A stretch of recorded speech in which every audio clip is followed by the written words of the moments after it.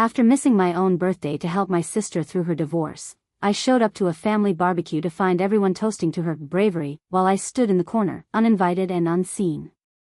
My sister looked me dead in the eye and said, "Some people are just born to serve." 2 years later, she needed a witness for court and suddenly, I wasn't so invisible anymore.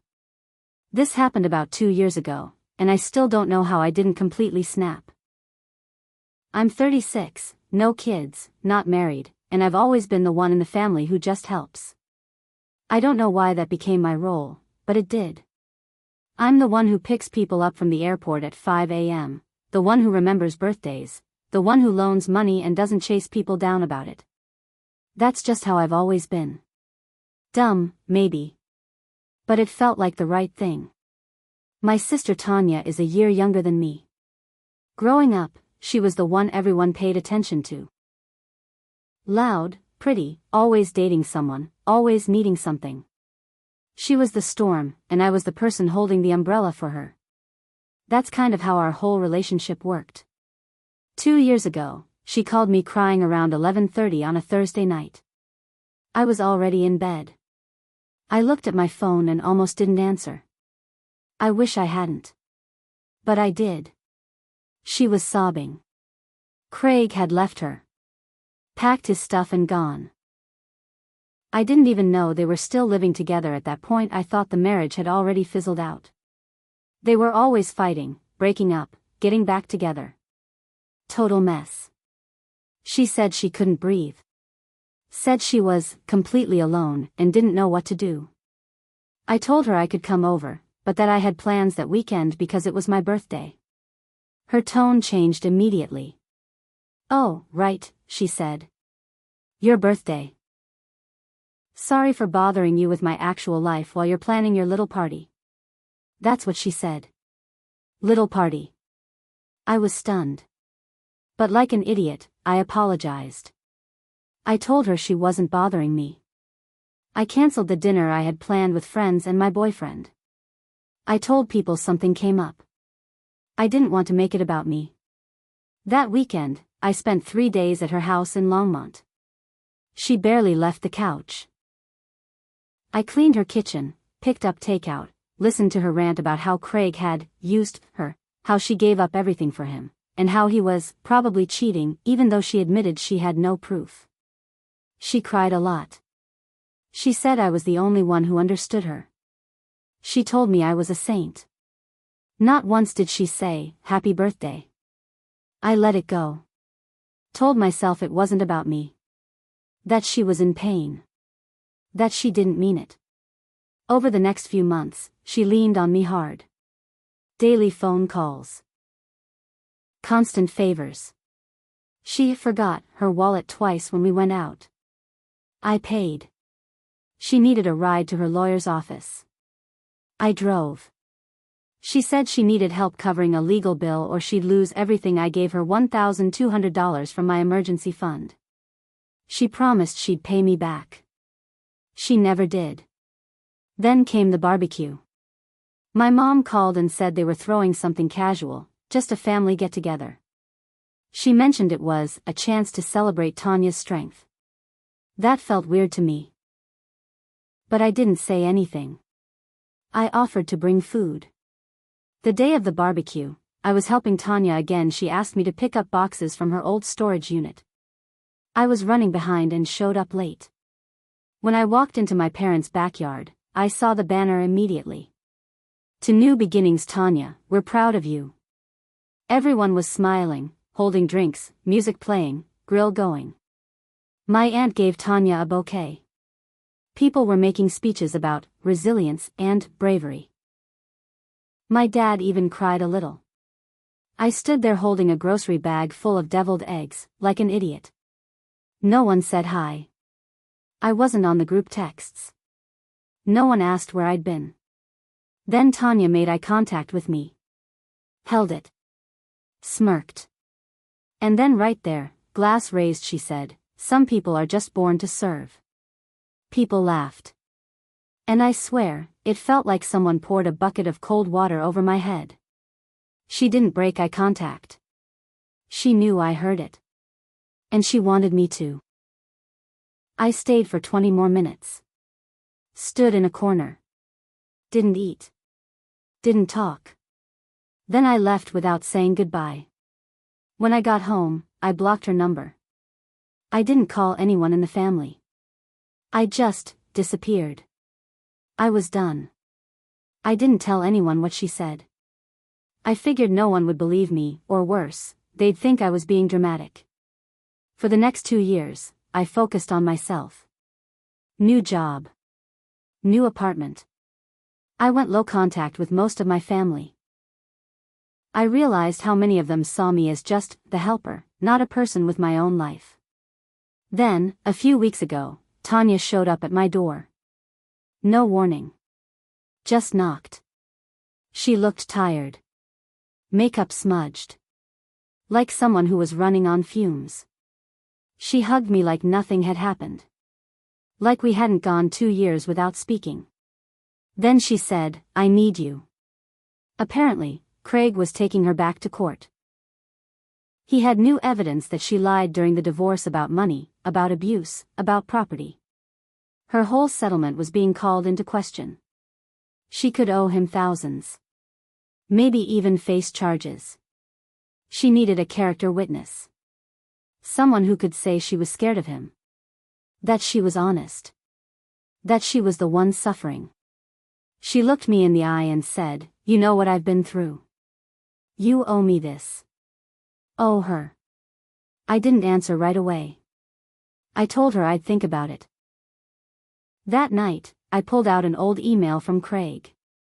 Years ago, he'd sent me one asking me to please talk to Tanya, saying he was worried she was manipulating me too. So I called him. I told him everything. About the $1,200. About the lies. About how she treated me during the divorce. About the barbecue. His lawyer called me 2 days later. And I agreed to testify. I'm not proud of what I did next. But I don't regret it either. The day I got the subpoena, my mom called me for the first time in months. "Tanya told me everything," she said. "She said you're trying to ruin her life." I almost laughed. "Did she tell you why?" "She's your sister," Mom said, like that was supposed to mean something.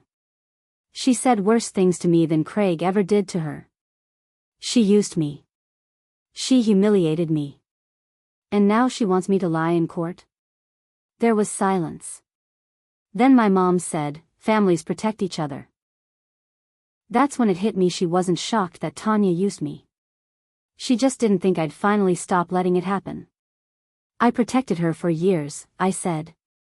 "She made a speech about how I was born to serve, remember that? Or were you too busy clapping for her to hear it?" She hung up on me. After that, it got weird. Tanya started texting from random numbers. One day I got a message that just said, "You're making a huge mistake." Another day, "I hope you're ready to destroy this family." Then, "I always knew you were jealous of me." Jealous? Of what?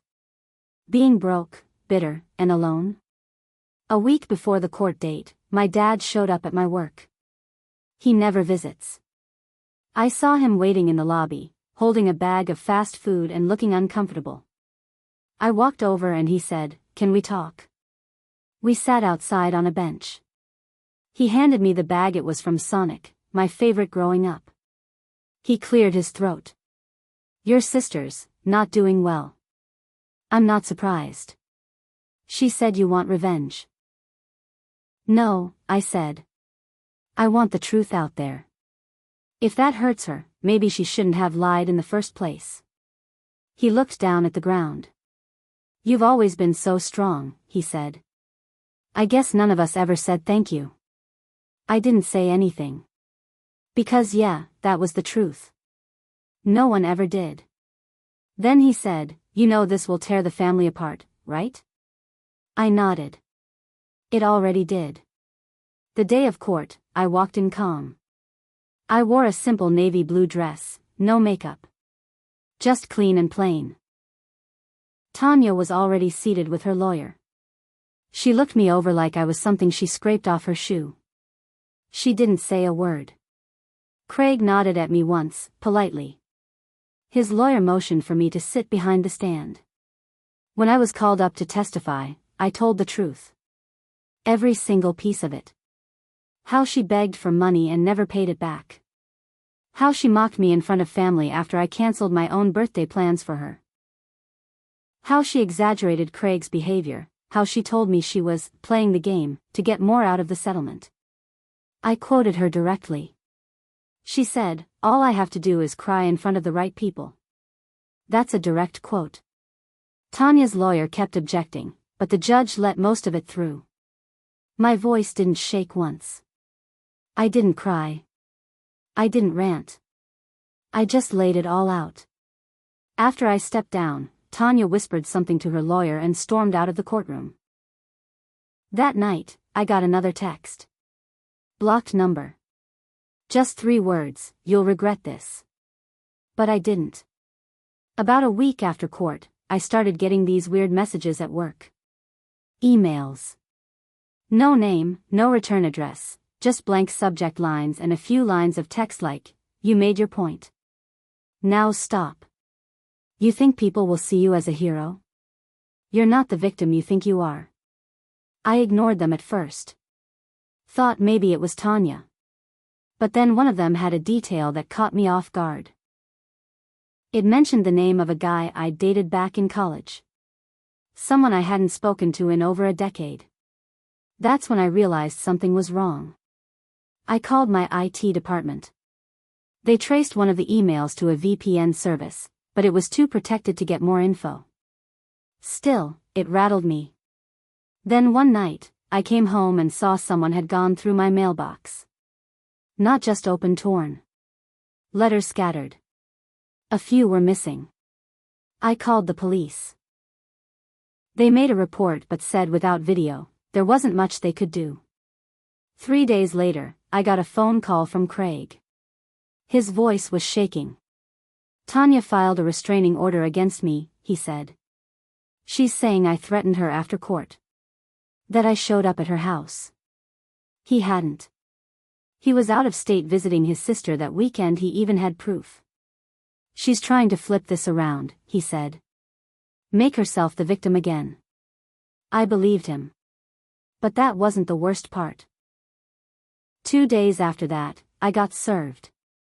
Tanya was filing for a restraining order against me. Said I was stalking her. Harassing her. That I showed up at her work. That I followed her car once. She even included emotional abuse in the complaint. I stood in my kitchen holding the papers, completely still. My hands were shaking. She was really trying to ruin my life. I called a lawyer. The same one Craig was using. He already knew the story. He said he'd help me. When we got to the hearing for the restraining order, Tanya brought a stack of printed emails ones she claimed I'd sent her. My lawyer looked at them and immediately noticed something off. The formatting didn't match real emails. The timestamps were inconsistent. They were faked. She had faked an entire email trail trying to show I was threatening her. My lawyer tore it apart. The judge dismissed the restraining order and warned her attorney about filing false documents. Still, the damage was done. My workplace got wind of it. HR called me in. I had to explain the whole story to my boss. I'm lucky they believed me.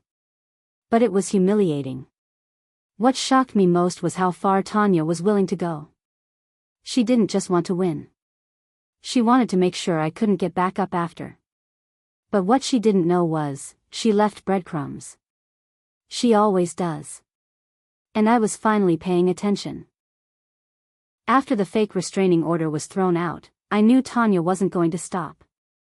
She didn't care how far she had to go as long as she got to play the victim and stay in control. I'd spent my whole life cleaning up after her, making excuses for her. But this wasn't just family drama anymore. She was trying to destroy my name, my job, my life. So I started collecting everything. I went through old texts, bank transfers, emails, even voicemails I had saved without thinking. I backed it all up on a cloud, on a hard drive, and on paper. I got a new phone, set up cameras at my place, and installed a mailbox lock. Then I dug deeper. One of the emails Tanya had included in her restraining order, evidence, had an odd little mistake, a fake subject line that matched one I had actually written her months before. She had copied it, word for word, and changed the body of the email. But she forgot to change the timestamp format. It was dated in UK time. She didn't realize her new VPN was based in London. That one screw-up opened the door. With the help of Craig's lawyer and a digital forensic expert, we traced the fake emails and confirmed the metadata. It was enough to prove in court that she had fabricated evidence and committed perjury. Again. Craig moved fast. His lawyer filed a motion for Tanya to be held in contempt. But I wasn't done yet. I filed my own civil suit. Defamation. Emotional distress. Financial damages from missing work, legal fees, everything. It took 4 months to go to trial. Tanya showed up to the courtroom looking like a ghost. Her lawyer looked like he wanted to quit on the spot. My lawyer presented the fake documents, the VPN trail, the messages, and a character breakdown going back years. She didn't stand a chance. The judge didn't just rule in our favor, she lectured Tanya. Said she had abused the legal system, harassed witnesses, and made a mockery of real victims. Tanya was fined $10,000. She was ordered to pay all legal fees, including mine and Craig's. But the real hit? She lost her job. Turns out, the HR department at her workplace had been contacted during her legal stunt, and they launched an internal review. Once they saw the court ruling and evidence, they fired her for violating company ethics. She also lost custody of her dog, her one emotional support animal, because Craig had adopted it with her and proved she'd been neglecting it during the court mess. Her landlord raised her rent. Her credit tanked. She had to sell her car and move back in with our parents. Who, by the way, never apologized to me. Not once. But they weren't off the hook. See, during discovery, we found out that our mom had submitted a character letter for Tanya in the restraining order hearing even after knowing about the faked emails. That letter had nearly cost me my job. So I went no contact with them. I wrote one final email, calm, short, clear, and said I was done. That I hoped they'd figure out how to take care of Tanya without destroying everyone else around her. They never responded. I moved 2 towns over, got promoted at work, and started seeing someone new, someone who actually shows up when they say they will. I keep my circle small now. I don't offer help to people who only remember me when they need something. As for Tanya, the last I heard, she was trying to start a GoFundMe to rebuild after being betrayed by her family. It got $80 before someone in the comments linked the court documents. She deleted the page that same day. I didn't even have to lift a finger. She ruined herself. And me? I celebrated my last birthday in peace. Quiet dinner, good food, real friends. No drama. That's when it hit me, revenge doesn't always have to be loud. Sometimes, it's just letting people fall under the weight of their own lies. And walking away while they do.